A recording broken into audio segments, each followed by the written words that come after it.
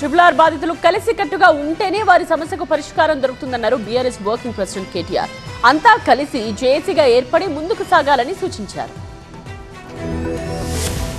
Regional ring road alignment వల్ల నష్టపోయిన బాధితులకు అండగా ఉంటామని వారి పక్షాన పోరాటం చేస్తామని బీఆర్ఎస్ వర్కింగ్ ప్రెసిడెంట్ కేటీఆర్ అన్నారు. తెలంగాణ భవన్ అనేది జనతా గ్యారేజ్ అని రైతులు ఎప్పుడైనా ఇక్కడికి వచ్చి న్యాయ నిపుణుల్ని సంప్రదించి సహకారం తీసుకోవచ్చని తెలిపారు కేటీఆర్. నల్గొండ, సూర్యాపేట జిల్లాలతో పాటు గజ్వేల్, సంగారెడ్డి నియోజకవర్గాలకు చెందిన బాధితులు తెలంగాణ భవన్ లో కేటీఆర్ ను కలిశారు. ఎన్నికల సమయంలో రాహుల్ గాంధీ, ప్రియాంక గాంధీ వంటి కాంగ్రెస్ నేతలు రీజనల్ రింగ్ రోడ్ వల్ల ఎవరికీ ఇబ్బంది ఉండదని హామీ ఇచ్చారని, ఆ హామీల వల్లే రైతులు కాంగ్రెస్ కు ఓట్లు వేశారని గుర్తు చేశారు కేటీఆర్. మేము అవతలికి తీసుకుపోతాం, 40 కిలోమీటర్లు అవతలు తీసుకుపోతాం, అంతా ఒకటే పద్ధతిలో చేస్తాం, శాస్త్రీయంగా చేస్తాం అని చెప్పింది. ఆ మాటలన్నీ నమ్మి మీరు భువనగిరిలో గెలిపించారు, మునుగోడులో గెలిపించారు, మొత్తం నల్గొండ జిల్లా అంతా కూడా గెలిపించినారు, ఇంకా చాలా చోట్ల కూడా గెలిపించినారు. 10 ఏళ్ల బీఆర్ఎస్ పాలనలో నల్గొండ జిల్లాకు అద్భుతమైన అభివృద్ధి కల్పించామని, మిషన్ భగీరథతో ఫ్లోరైడ్ సమస్యను పూర్తిగా తరిమేశామని గుర్తు చేశారు. కానీ కాంగ్రెస్ మాత్రం ఔటర్ రింగ్ రోడ్ విషయంలోనూ ఇప్పుడు RRR విషయంలోనూ అలైన్మెంట్లు మార్చి పేదలు, రైతుల జీవితాల్ని నాశనం చేస్తోందని ఆరోపించారు. రైతన్నలు ఆత్మస్థైర్యం కోల్పోవద్దని, తొందరపాటు నిర్ణయాలు తీసుకోవద్దని కోరారు కేటీఆర్.